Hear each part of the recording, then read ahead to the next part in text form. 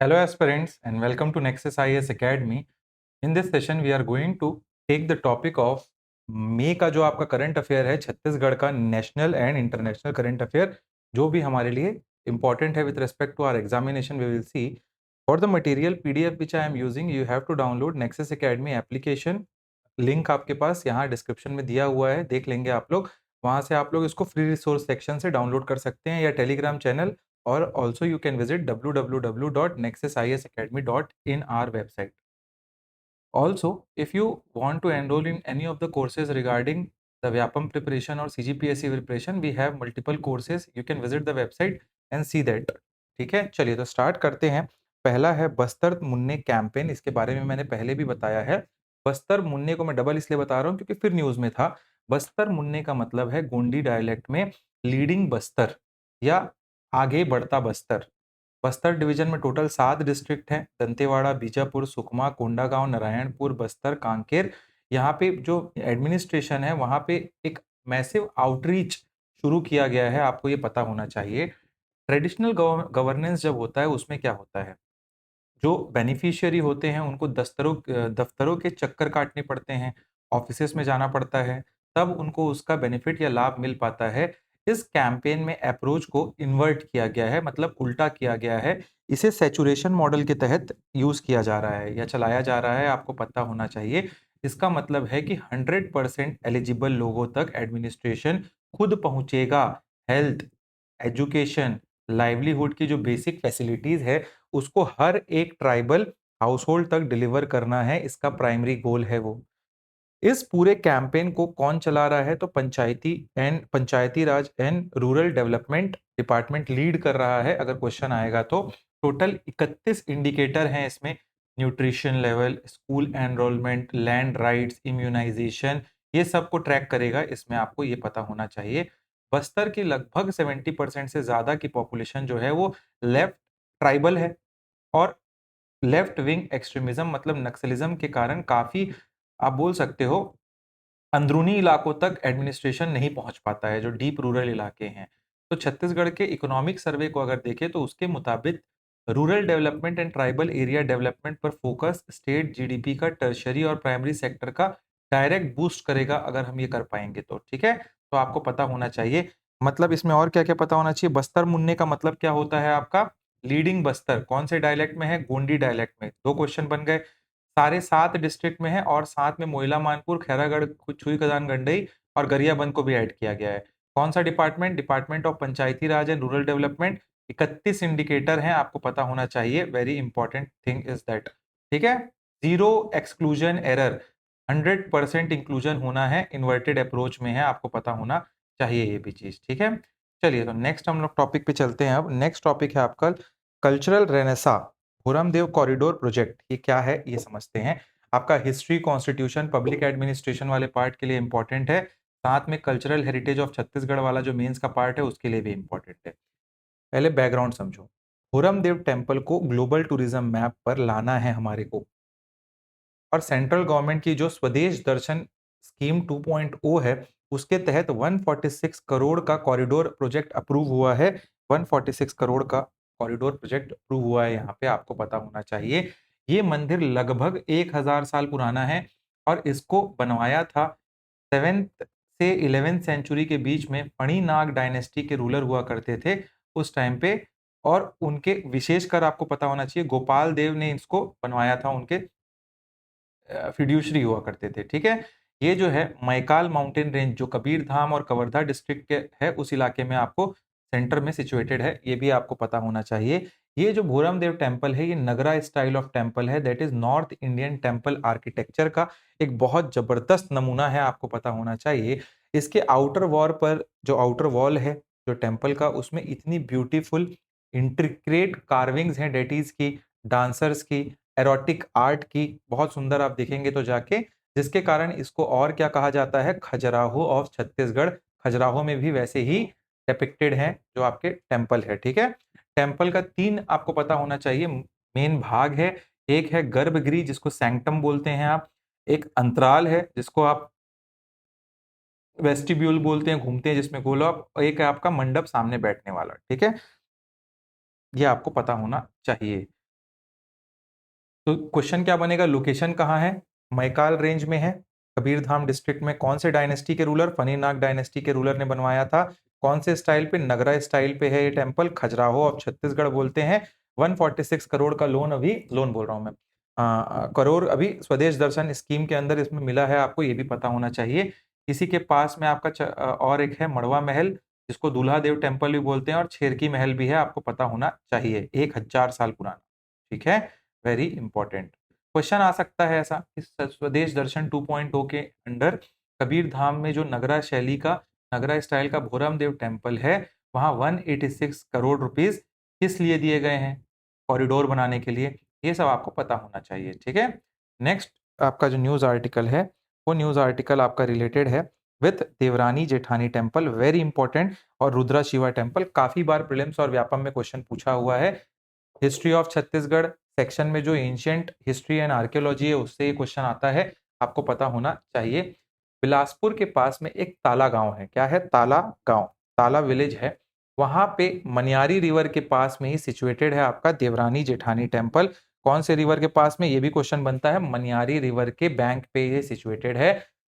ये कॉम्प्लेक्स जो है गुप्ता एरा आर्किटेक्चर के टाइम का है, और सबसे रहस्यमयी रुद्र शिवा की जो प्रतिमा है यहाँ पे, आइडल है, उसको पूरा वर्ल्ड में उसकी चर्चा होती है, आपको पता होना चाहिए, जो यहाँ रुद्र शिवा का टेम्पल है। ठीक है, ये मंदिर लगभग 1500 साल पुराना है। कितने साल पुराना है, 1500 साल पुराना है। Devrani Jethani temple 5th-6th century AD के टाइम का है, और ये छत्तीसगढ़ में गुप्ता आर्ट और शरभपुरिया डायनेस्टी के समय, आपको पता होना चाहिए, सबसे सबसे इंपॉर्टेंट आर्कियोलॉजिकल साइट है शरभपुरिया का ये।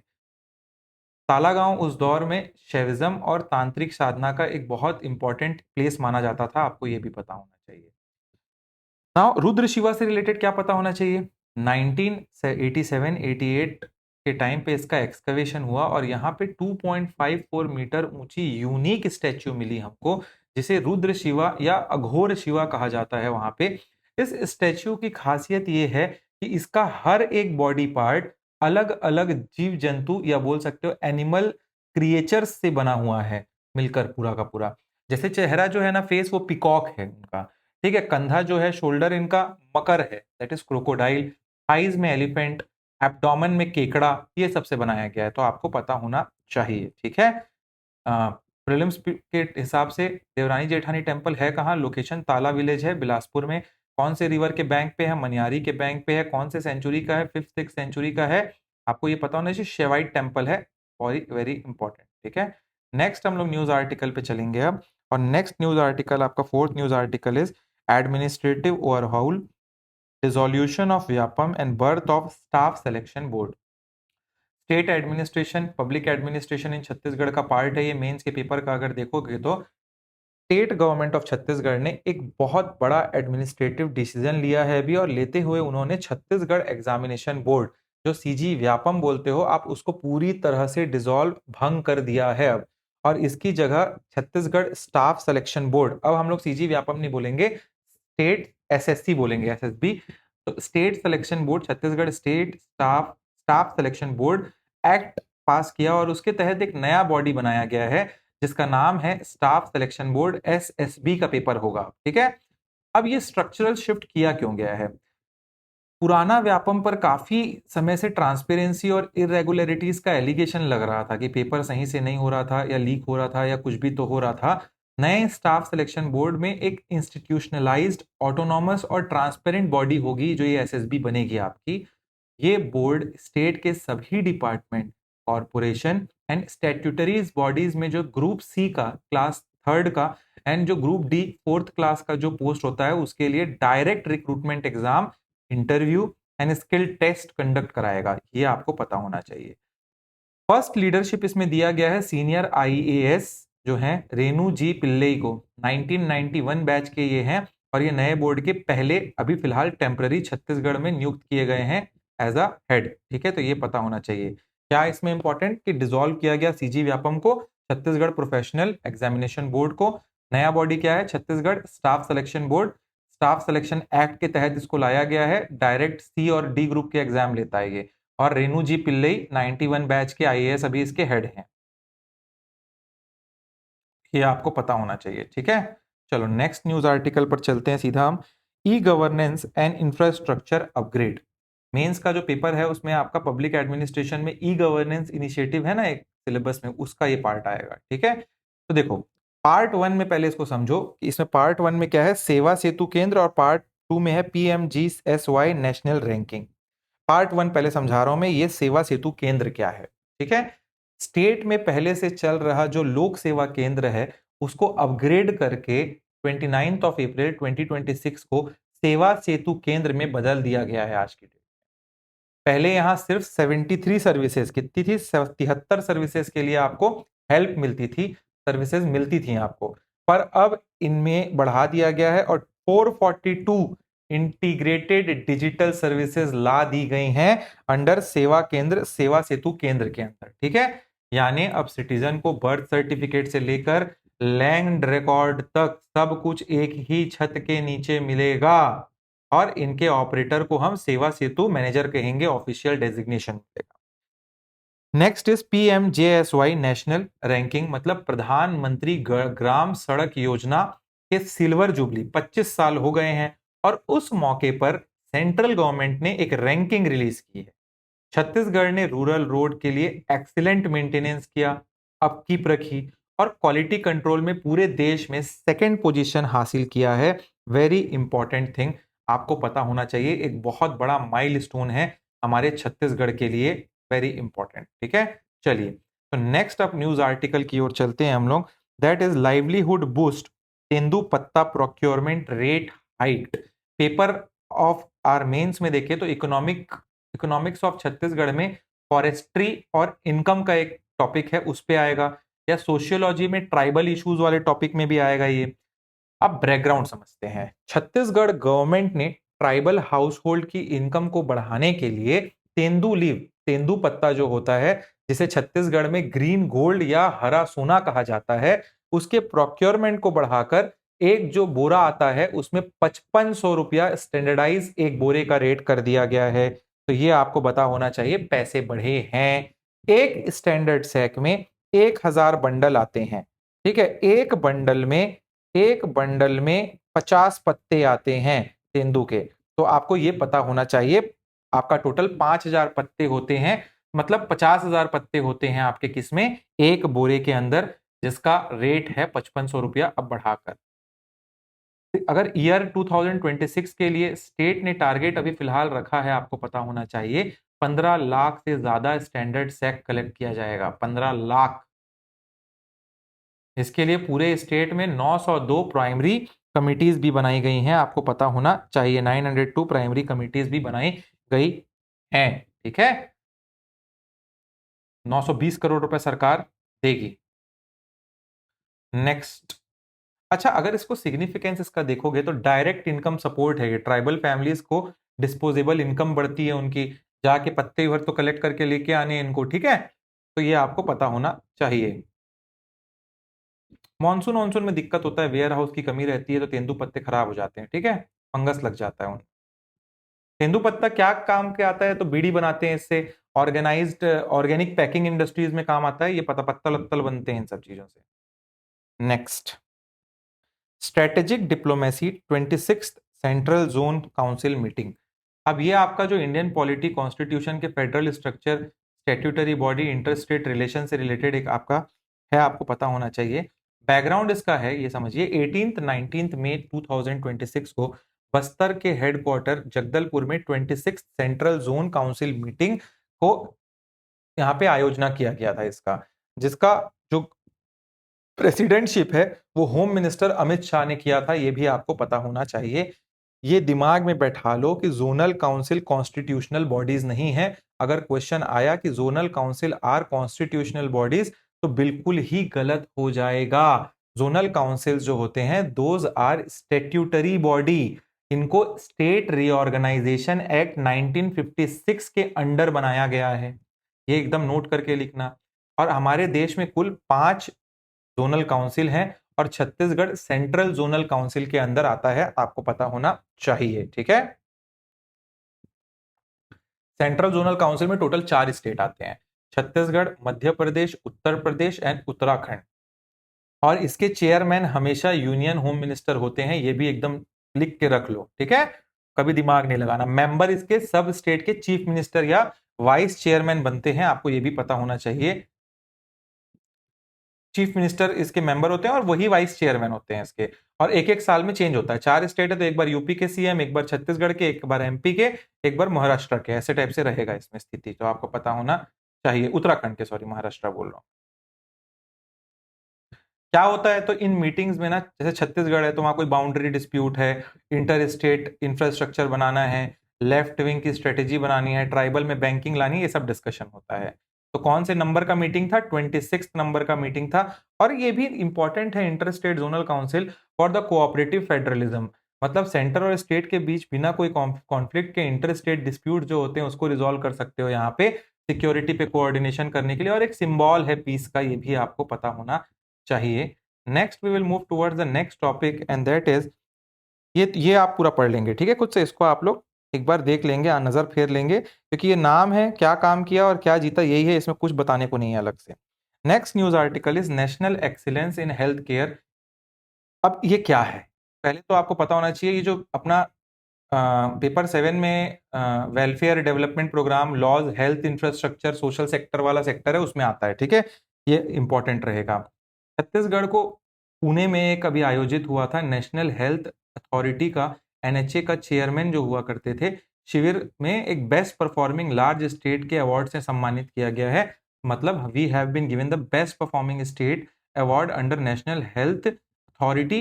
इन चेयरमैन जो इन पूना जो अभी हुआ था, आपको पता होना चाहिए, ये अवार्ड एक्चुअल में आयुष्मान भारत जो प्रधानमंत्री जी की योजना है, या जन आरोग्य योजना जो है, उसके बेटर इंप्लीमेंटेशन के लिए स्टेट्स को प्रोवाइड किया जाता है, ठीक है, तो ये आपको क्लियर होना चाहिए। ऑल्सो किसी भी मैसिव हेल्थ स्कीम में सबसे बड़ा जो डर होता है वो होता है फेक बिल का, फेक बिल लगा दे, फ्रॉडलेंट क्लेम ले ले लोग। छत्तीसगढ़ ने इसका तोड़ निकाल लिया है, that is advanced IT based monitoring system. इसमें दो मुख्य चीजें हैं, आपको पता होनी चाहिए, that is trigger based surveillance, मतलब अगर कोई हॉस्पिटल एबनॉर्मल पैटर्न दिखाता है, जैसे एक ही दिन में 50 ऑपरेशन या डुप्लीकेट क्लेम लेता है, तो सिस्टम ऑटोमेटिक ट्रिगर जनरेट कर देता है, पकड़ में आ जाते हैं, आईटी के थ्रू किया गया है ये, ठीक है। क्लेमिंग ऑडिट मैकेनिज्म एक रखा गया है, इन ट्रिगर्स की रियल टाइम ऑडिटिंग होती है, जिससे सस्पिशियस क्लेम जो होते हैं वो पकड़े जाते हैं और सही क्लेम बिना डिले के पास हो जाते हैं वहां पे। तो you have to understand this particular thing. जो हमारे हेल्थ मिनिस्टर हैं श्याम बिहारी जायसवाल, उनकी लीडरशिप में स्टेट के 2 स्पेसिफिक एरिया को टॉप पोजीशन मिला वहां पे। एक है हाई ट्रिगर एफिशिएंसी, मतलब सस्पिशियस हॉस्पिटल क्लेम को सटीक तरीके से पकड़ने के लिए जो हमारे छत्तीसगढ़ में काम किया जा रहा है, और नेक्स्ट है timely processing of suspicious crime, ठीक है, तो ये भी है क्लेम्स, मतलब इन डाउटफुल क्लेम्स को सबसे तेजी से डिस्पोजल किया जाता है, निपटारा किया जाता है, उसका निपटाते हैं, तो ये आपको पता होना चाहिए, ठीक है। नेक्स्ट हम लोग न्यूज आर्टिकल पे चलते हैं, और that is Chhattisgarh rank in MNREGA workers e KYC. तो ये हमारा economics of Chhattisgarh, rural development, वो वाले सेक्टर के लिए काफी इंपॉर्टेंट हो जाता है। बैकग्राउंड समझो पहले। गवर्नमेंट ऑफ इंडिया जो है उनकी एक रिपोर्ट है, उसके मुताबिक छत्तीसगढ़ ने अपने एक्टिव मनरेगा रूरल फोर्स का डिजिटल ई केवाईसी, मतलब know your customer, electronic know your customer verification करने में देश में पहला स्थान, फर्स्ट प्लेस हासिल किया है। वेरी खुशी की बात। अब इसको कैसे हम लोग थोड़ा सा समझते हैं। रूरल एम्प्लॉयमेंट स्कीम्स जो होती हैं, हमेशा से सबसे बड़ी दिक्कत रही है उनकी कुछ, और वो दिक्कत क्या रही है, दैट इज घोस्ट बेनिफिशियरीज, मतलब यानी कि ये जो मरे हुए लोग होते हैं उनके नाम पर पैसे भर ले लेते हैं, ठीक है, पैसे निकाल लेते हैं। तो ई केवाईसी हुआ, तो नो यूर कस्टमर, उसके तहत बायोमेट्रिक लगाया गया होगा, अंगूठा, और डिजिटल वेरिफिकेशन किया गया। अगर इंसान जिंदा नहीं है तो कैसे अंगूठा लगा पाएगा, तो ये पक्का हो जाता है उससे कि डायरेक्ट बेनिफिट ट्रांसफर का पैसा सीधा असली मजदूर तक जा रहा है और किसी गलत अकाउंट में नहीं जा रहा है।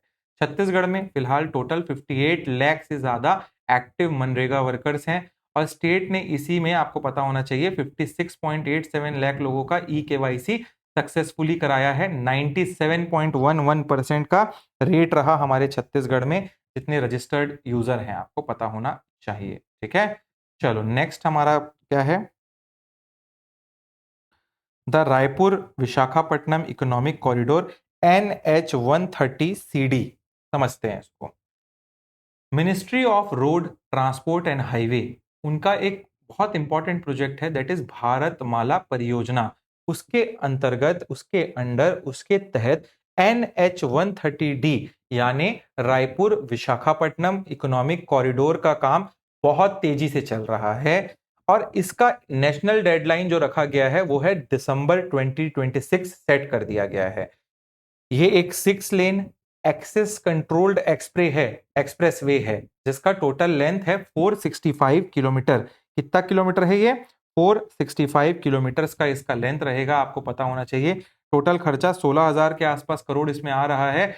एक्सेस कंट्रोल्ड का मतलब क्या है? जो मैंने बोला, गाड़ियां हर कहीं, जहां भी इस हाईवे पर, मतलब हाईवे में कहीं से भी गाड़ियां नहीं आ सकती हैं इसमें, और इसकी स्पीड लिमिट 100 किलोमीटर प्रति घंटा फिक्स होगी ताकि बिना रुकावट के चल सकोगे आप।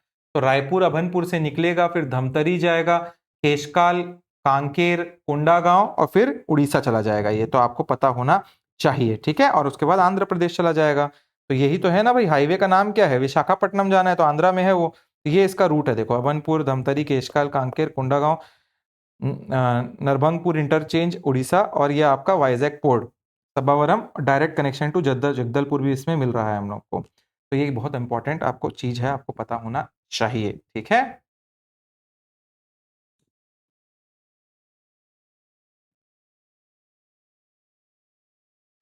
अब जो बस्तर है ना, बस्तर में अब ब्रांड्स बूम करेंगे वहां पे। बस्तर में अराबिका कॉफी उगती है, ऑर्गेनिक इमली, टैमरिंड का सबसे बड़ा मार्केट है कोंडागांव, महुआ, ढोकरा आर्ट, ये सब अब डायरेक्ट विशाखापट्टनम पोर्ट पहुंच पाएगा और वहां से पूरे देश में, दुनिया में, विश्व में एक्सपोर्ट होगा। लॉजिस्टिक कॉस्ट बहुत कम हो जाएगा इससे। इसके साथ साथ टूरिज्म बढ़ेगा। छत्तीसगढ़ के चित्रकूट में, तीरथगढ़ में, कुटुमसर केव में बस्तर दशहरा देखने आएंगे लोग। इससे ग्लोबल टूरिज्म भी बहुत तेजी से बढ़ेगा हमारे छत्तीसगढ़ में, आपको पता होना चाहिए। ठीक है, नेक्स्ट न्यूज आर्टिकल देखते हैं। Historical homecoming, return of Avalokiteshvara bronze idol. ये क्या है? ये हिस्ट्री ऑफ छत्तीसगढ़ से रिलेटेड है, पांडुवंशी डायनेस्टी से and Buddhist heritage of Sirpur से। बैकग्राउंड समझो। इंडिया का जो कल्चरल डिप्लोमेसी है उसके अंतर्गत यूएसए ने 657 एंशियंट आर्टिफैक्ट जो हैं यूएसए में हमारे, उसको वापस किया है अभी। इनमें सबसे इंपॉर्टेंट और सबसे अनमोल ट्रेजर था अवलोकितेश्वरा ब्रॉन्ज स्टैच्यू, जो कि हमारे छत्तीसगढ़ के सिरपुर से चोरी हुआ था, आपको पता होना चाहिए। Who is this Avalokiteshvara? आपको पता होना चाहिए, महायाना बुद्धिज्म में अवलोकितेश्वरा को इनफाइनाइट कंपैशन का मतलब असीम करुणा का बोधिसत्वा माना गया है। There is a concept of bodhisattva in Buddhism. Bodhisattvas are those people who are who have attained the level of Buddha but they are willing to be in this world to preach everybody। तो बोधिसत्वा थे ये अवलोकितेश्वरा, और आपको पता होना चाहिए। और ये बहुत कंपैशनेट आदमी थे। ठीक है, इनफाइनाइट कंपैशन था, असीम करुणा था इनके अंदर। सिरपुर, जिसका नाम आपको पता होना चाहिए, महासमुंद डिस्ट्रिक्ट में सिरपुर है आपका। पांडु वंश डायनेस्टी के समय पे बुद्धिस्ट आर्ट यहाँ फ्लरिश हुआ, आर्किटेक्चर बने और मेटल कास्टिंग का एक बहुत इंटरनेशनल सेंटर हुआ करता था, ये आपको पता होना चाहिए।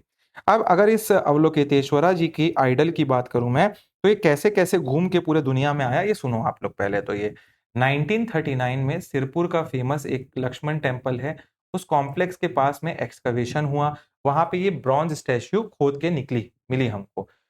फिर इसे रायपुर के महंत गुरु घासीदास मेमोरियल म्यूजियम में रखा गया।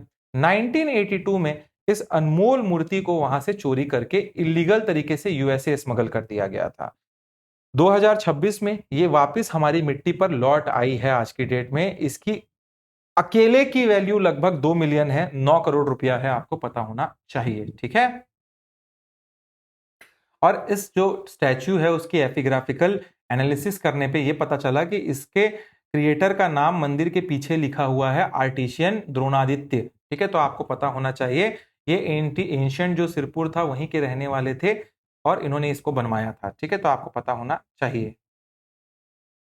ब्रॉन्ज का स्टैच्यू है, ये भी पता रहना चाहिए आपको। नेक्स्ट है high octane infrastructure pumped storage project, क्या है ये समझते हैं। आपका infrastructure and economic development, energy sector, renewable and clean energy जो मेंस में टॉपिक है उससे रिलेटेड ये टॉपिक होगा आपका, ठीक है। समझिए इसको थोड़ा सा। बैकग्राउंड ये है कि छत्तीसगढ़ स्टेट पावर कंपनी ने थर्मल पावर मतलब कोयला से शिफ्ट होकर क्लीन एनर्जी के लिए एक मेगा प्लान तैयार किया है। फिलहाल में 13,000 मेगावाट इलेक्ट्रिसिटी जनरेट की जाएगी। Pumped solar hydro electric project, PSP का फुल फॉर्म है pumped solar hydro electric project. ये टेक्नोलॉजी एक जायंट नेचुरल रिचार्जेबल बैटरी की तरह है, आप मान के चलिए, जो ग्रेविटी पर चलेगी। इसमें दो रिजर्वायर होंगे, एक ऊपर होगा और एक नीचे होगा, तभी तो पानी बह पाएगा ना। तो आपको ये पता होना चाहिए जब सोलार रिन्यूएबल एनर्जी एक्स्ट्रा होती है तो उसे इलेक्ट्रिसिटी के लिए यूज किया जा सकता है, पानी के नीचे से ऊपर तक, ठीक है। तो आपको पता होना चाहिए। नेक्स्ट हम समझते हैं टारगेट क्या है, वो 13,000 मेगावाट का, ये भी याद रखना, ठीक।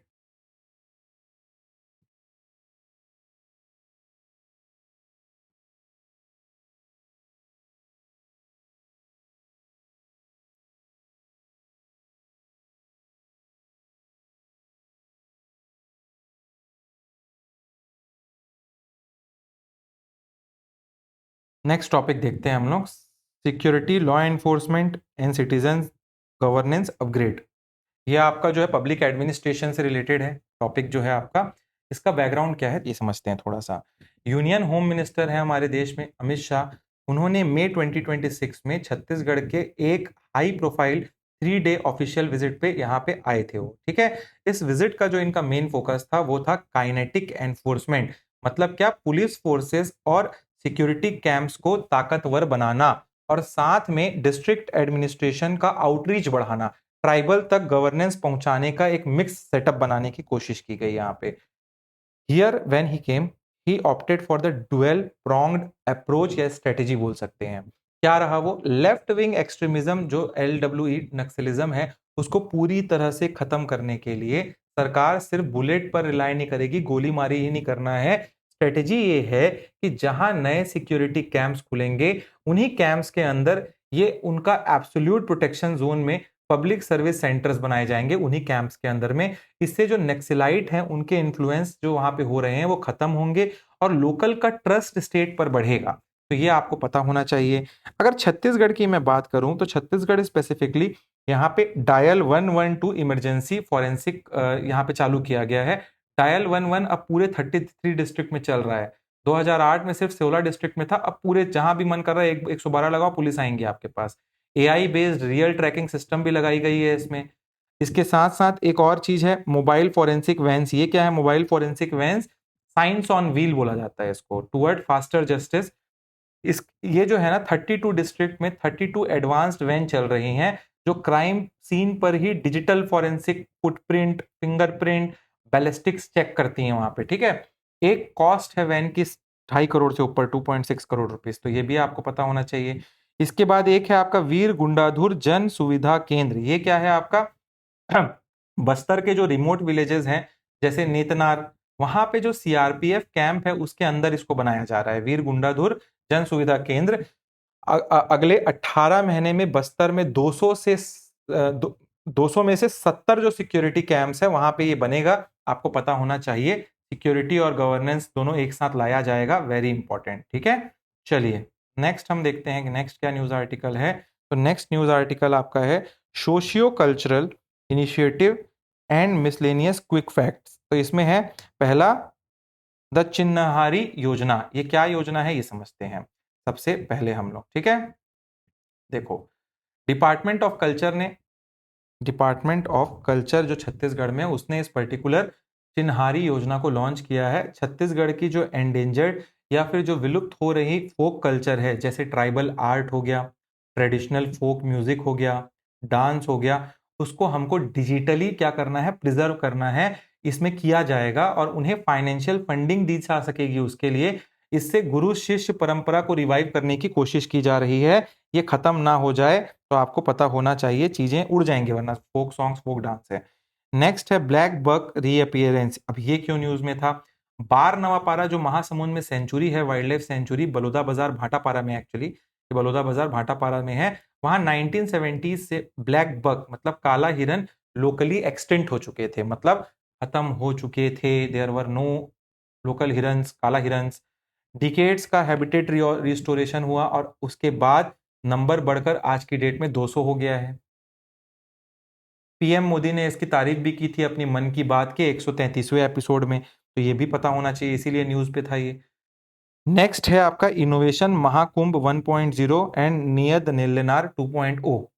बस्तर के यूथ में स्टार्टअप कल्चर लाने के लिए जगदलपुर में ये महाकुंभ एक आयोजित किया गया है, और ये फ्लैगशिप डेवलपमेंट स्कीम जो है नियत नीलनार योजना, इसका मतलब होता है आपका अच्छा गांव, उसको एक्सपेंड किया जा रहा है और 10 डिस्ट्रिक्ट्स में, कहा 10 डिस्ट्रिक्ट में, as a part of Niyad Nellanar 2.0।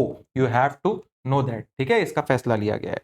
Next है सोमनाथ स्वाभिमान पर्व। ये क्या है? कोरबा में पाली टाउन है, वहां पे एक सिचुएटेड है शिव टेम्पल कॉम्प्लेक्स, ठीक है, पाली का शिव टेम्पल एंशिएंट टेम्पल है।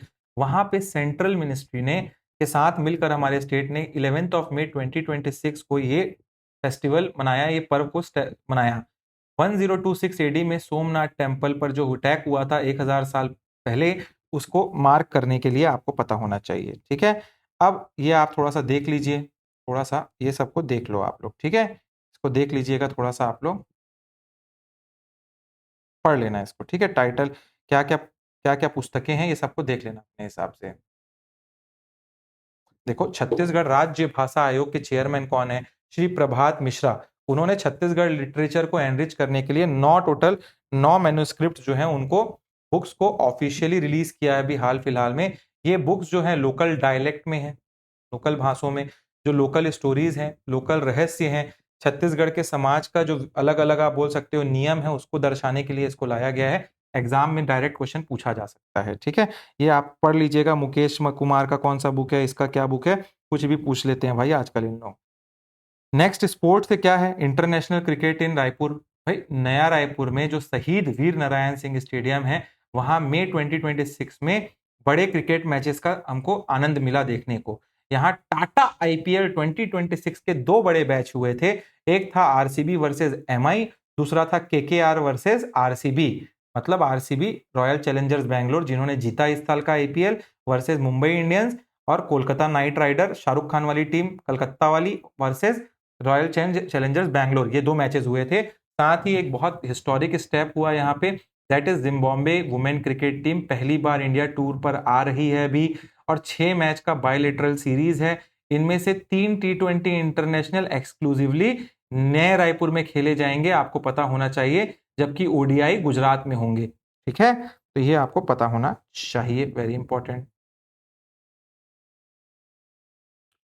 नेक्स्ट देखते हैं अब क्या न्यूज है। एग्रीकल्चर इकोनॉमी से है, kharif crop MSP approval 2026।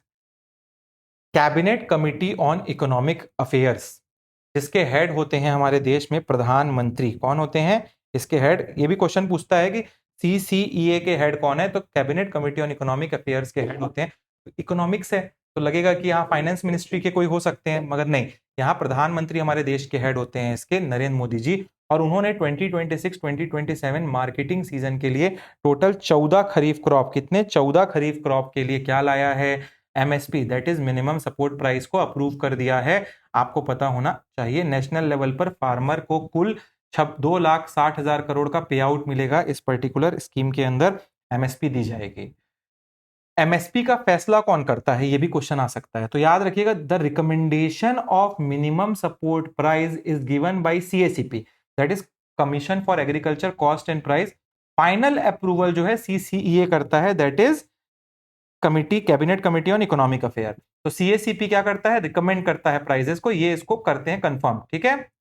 Swaminathan committee का रिकमेंडेशन जो था उसके मुताबिक खरीफ क्रॉप के लिए एमएसपी का टारगेट ये होता है कि हर फार्मर को उनकी यूनिट कॉस्ट ऑफ प्रोडक्शन, मतलब ऑल इंडिया वेटेज जो एवरेज कॉस्ट है, उससे कम 1.5 गुना, मतलब 150% का रेन्यूमरेशन दैट इज गारंटी करना होगा। तो ये आपको पता होना चाहिए। शुगर केन के ऊपर एमएसपी नहीं आती, ये भी याद रखना। FRP आता है उस पर, ठीक है, लिख के रख लेना स्टार बना के, फेयर एंड रेन्यूमरेटिव प्राइस होता है उसको बोला जाता है, क्योंकि कहीं पूछ देगा तो बोल्ड हो जाओगे फिर इसमें आप। छत्तीसगढ़ को धान का कटोरा बोला जाता है, the rice bowl of India कहा जाता है ना इसको। यहाँ लगभग आप बोल सकते हो 80% एग्रीकल्चर पॉपुलेशन पैडी ही उगाती है, राइस। सेंट्रल गवर्नमेंट ने पैडी के रेट्स को बढ़ा दिया है अभी, बहुत खुशी की बात है, 2441 पर क्विंटल हो गया है रेट, 72 रुपए का इंक्रीज, कॉमन में भी ए ग्रेड में भी दोनों में बढ़ाया गया है, तो ये आपको पता होना चाहिए। अब जो फार्मर्स हैं उनको थोड़ा हाथ में पैसा ज्यादा मिलेगा। हाईएस्ट प्राइस एमएसपी में किसका रहा, तो सनफ्लावर का हाईएस्ट प्राइस रहा, ये भी आपको पता होना चाहिए। ये पूरा मैंने लिस्ट डाल दिया है, ठीक है, सनफ्लावर का सबसे ज्यादा रहा ऑयल सीड्स में, आपको पता होना चाहिए, ठीक है। बढ़ा मतलब उसमें 622 रुपए बढ़ा था, ठीक है।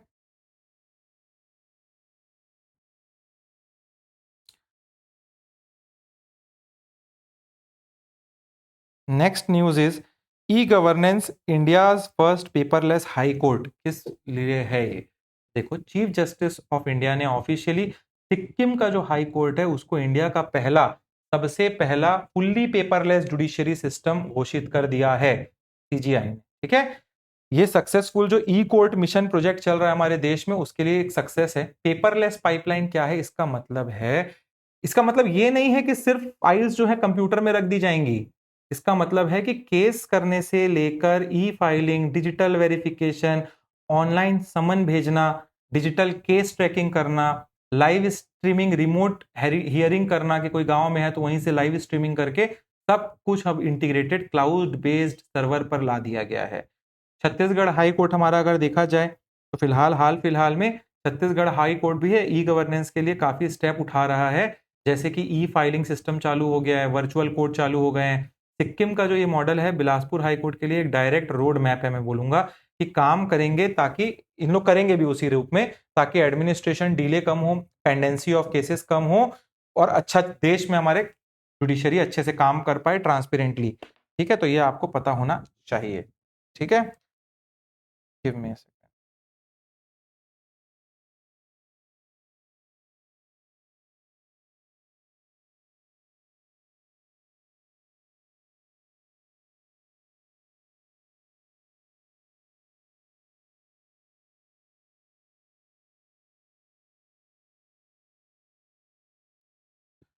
ठीक है, तो ये आप लोगों को समझ में आया होगा। पहला पेपरलेस कोर्ट कहाँ पे बना, हाई कोर्ट छत्तीसगढ़ का सिक्किम हाई कोर्ट को बोला गया। ई कोर्ट मिशन मोड प्रोजेक्ट के अंदर है ये। चीफ जस्टिस अभी फिलहाल वहां पे कौन, चीफ जस्टिस कौन बने हैं ऑफ दैट हाई कोर्ट, तो वो है ए मोहम्मद मुस्तका, ठीक है, तो ये भी पता होना चाहिए आपको। नेक्स्ट हम लोग देखते हैं अब take lead development NITI Aayog DPI at the rate 2047 क्या है ये देखो, सबसे पहले नीति आयोग जो है उसके वाइस चेयरमैन है सुमन बेरी, और प्रिंसिपल सेक्रेटरी एडवाइजर उसके हैं प्रोफेसर अजय कुमार सूद। उन्होंने एक high level road map report जारी किया है अभी फिलहाल में, जिसका नाम है digital public infrastructure, that is DPI at the rate 2047, ठीक है। अब व्हाट इज डीपीआई, ये डीपीआई क्या है, यहाँ पे डिजिटल इंफ्रास्ट्रक्चर क्या है, पब्लिक इंफ्रास्ट्रक्चर। तो डिजिटल पब्लिक इंफ्रास्ट्रक्चर का मतलब होता है open, inter operable digital network जो सरकार पब्लिक यूटिलिटी के लिए बनाती है। इसका बेसिकली 3 मेन पिलर है। इसका मतलब पहला है जैसे बायोमेट्रिक हो गया, वैलिडेशन सिस्टम हो गया आइडेंटिटी के लिए। नेक्स्ट पेमेंट जैसे यूपीआई हो गया। थर्ड है डाटा एक्सचेंज, जैसे अकाउंट एग्रीगेटर्स होते हैं वैसा। ये पूरा प्रोजेक्ट आपको पता होना चाहिए, हमारा जो विकसित भारत 2047 का एक एम है, जिसमें हमको $30 ट्रिलियन इकोनॉमी बनना है, उसके प्लान के अंतर्गत लाया गया है। अब तक हमने डीपीआई का यूज सिर्फ बेसिक वेलफेयर और पेमेंट के लिए किया था, ठीक है, पर अब इसको हम बिजनेस प्रोडक्टिविटी के लिए, एग्रीकल्चर में, ग्लोबल टेक एंटरप्राइजेस के लिए, सबके लिए यूज कर पाएंगे, आपको पता होना चाहिए। छत्तीसगढ़ जैसा हमारा स्टेट है, वो जैसे हमारे जहाँ पे एमएसएमईज जो है, स्मॉल स्केल इंडस्ट्रीज और एग्रीकल्चर इकोनॉमी बेस्ड इंडस्ट्री होती है, इकोनॉमी होती है, यहाँ डीपीआई रोड मैप बहुत क्रूशल है, आपको पता होना चाहिए। फेज 1 में डीपीआई जो है 2025 से 2035 तक रहेगा। स्टेट को, एमएसएमईज को डिजिटल क्रेडिट मिलेंगे इसमें, हेल्थ डाटा इंटीग्रेट होगा इस टाइम पे, एआई ड्रिवन एग्रीकल्चर ट्रैकिंग शुरू होगी। फिर फेज 2 आएगा इसका। फेज 2 में आपका क्या होगा, जो 2035 से लेकर 2047 तक रहेगा, वहां पे कॉम्प्रिहेंसिव डिजिटल इकोनॉमी को स्टार्ट किया जाएगा, और ग्रास रूट लेवल जो एआई और बायोटेक प्लेटफॉर्म होंगे उनको कनेक्ट किया जाएगा with NITI Aayog frontier hub. इसके साथ नीति आयोग फ्रंटियर हब के साथ। तो आपको ये पता होना चाहिए। रिपोर्ट क्या था? DPI at the rate for 2047। याद क्या क्या रखना है मैं बता रहा हूँ। रिपोर्ट था DPI at the rate 2047 strategic road map for non linear inclusive growth, इसका था। ठीक है, किसने रिलीज किया? क्वेश्चन आएगा, नीति आयोग ने, सुमन बेरी जी ने और प्रिंसिपल सेक्रेटरी अजय कुमार सूद ने। विकसित भारत टारगेट है $30 ट्रिलियन इकोनॉमी 2047 तक। दो फेजेस हैं इसके। पहले फेज में फोकस रहेगा एमएसएमई, एग्री और हेल्थ और इंटीग्रेशन ऑफ एआई। फेज 2 जो 35 से 47 है, वहां सिस्टमेटिक नेशनल प्रॉस्पेरिटी बढ़ाया जाएगा। और जो फ्रंटियर टेक हब की कैपेबिलिटीज हैं वो है 100+ expert working across 20+ economic sectors AI के थ्रू यूज करके। तो ये आपको पता होना चाहिए। नॉन लीनियर ग्रोथ का मतलब क्या है? ट्रेडिशनल सिस्टम जो होता है उसके मुताबिक टेक जो होता है, इकोनॉमिक प्रोग्रेस जो होता है वो कई गुना तेज बढ़ता है नॉर्मल तरीके से। तो इसीलिए नॉन लीनियर बोला गया है इस ग्रोथ को, कि जैसे नॉर्मल ग्रोथ हो रहा है वैसा नहीं, बहुत तेजी से ग्रोथ करना है हमको। ठीक है, तो ये पता होना चाहिए आपका। नेक्स्ट है constitutional law high profit Rajya Sabha party merger. क्या हुआ ये थोड़ा समझ लेते हैं हम लोग। राज्यसभा के चेयरमैन है सीपी राधाकृष्णन। उन्होंने आम आदमी पार्टी के 10 एमपीज, कितने एमपीज? 10 एमपी जो हैं आम आदमी पार्टी के, उनको मर्ज किया है। और 7 एमपी बीजेपी में, 10 टोटल एमपी हैं आम आदमी पार्टी के, उसमें 7 एमपी ने आम आदमी पार्टी आप पार्टी को छोड़ के बीजेपी में मर्जर कर लिया है। ऑफिशियली उनको अप्रूव भी कर दिया है सीपी राधाकृष्णन जी ने, जो चेयरमैन है। और ये डिसीजन जो है 10th schedule, that is anti defection law के प्रोविजन के अंडर हुआ है, आपको पता होना चाहिए। एंटी डिफेक्शन लॉ, दल बदल कानून, ये जो है 52nd कॉन्स्टिट्यूशनल अमेंडमेंट एक्ट जो आया था हमारे देश में 1985 में, उसके अंडर कॉन्स्टिट्यूशन में जोड़ा गया था। आया राम गया राम वाला जो अपॉर्चुनिटी पॉलिटिक्स, अपॉर्चुनिस्टिक पॉलिटिक्स हुआ जाता था, उसको रोकने के लिए था ये। बट इसमें एक नियम है, the two third merger threshold रखा हुआ है इसमें। पहले स्प्लिट जो था 1/3 मर्जर था, मेंबर अलाउड था कि एक पार्टी में कहीं 10 एमपी है तो 3 लोग मर्ज कर सकते थे दूसरे पार्टी में जाके, उनको नहीं निकाला जाएगा। पर 91st कॉन्स्टिट्यूशनल अमेंडमेंट एक्ट 2003 में इस क्लॉज को हटा के 2/3 मर्जर का नियम लाया गया। देखो 10 में से 7 गए, मतलब 2/3 से ज्यादा लोग गए ना, 2/3 से, तो वो अलाउड है। तो अगर 2/3 लोग आपकी पार्टी के लिए आपकी पार्टी को छोड़ रहे हैं एक साथ, तो आप बिल्कुल दूसरी पार्टी में जाके मर्ज हो सकते हैं। तो अप्रूव किसने किया? राज्यसभा के चेयरमैन सीपी राधाकृष्णन ने। लीगल स्टेटस कहां से मिलता है? Schedule 10th schedule, anti defection law 52nd amendment act 1985 से ऐड हुआ था। 2003 में इसका बार को 1/3 से 2/3 रेस किया गया था। मर्जर कितनों का हुआ? 7 लोगों का, आपको पता होना चाहिए। नाउ बीजेपी या NDA stands 113 in Rajya Sabha, that is very thing you have to know. ठीक है, sorry, BJP is 113, NDA is 148 now.